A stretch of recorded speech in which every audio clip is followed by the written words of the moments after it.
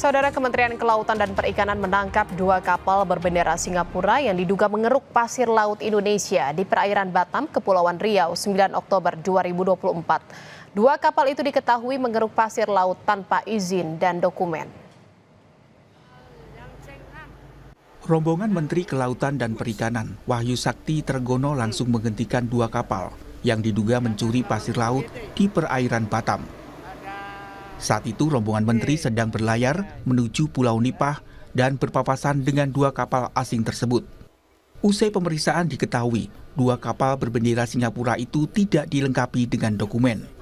Kita sebenarnya Pak Menteri melakukan kegiatan kunjungan ke Pulau Nipah. Nah, di tengah jalan kami mendapati kapal ini, YC6.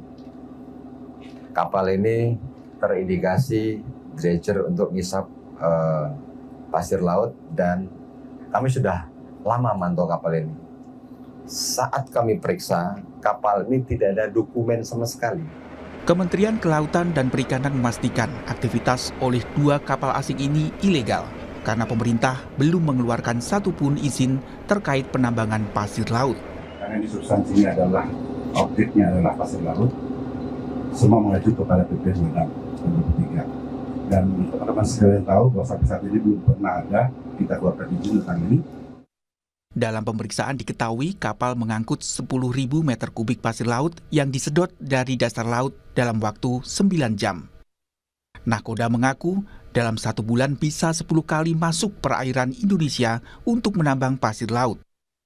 Dalam 1 bulan, kapal tersebut mampu mencuri 100.000 meter kubik pasir laut. Sebelumnya, pergerakan 2 kapal pencuri pasir laut tersebut ternyata telah lama dipantau aparat, sering beroperasi di wilayah Indonesia. Tim Liputan, Kompas TV. Saudara, Indonesia ditahan imbang Bahrain di kualifikasi Piala Dunia 2026. Tim Garuda harus puas dengan hasil seri 2-2 usai Bahrain mencetak gol di menit terakhir. Informasinya seusai jeda.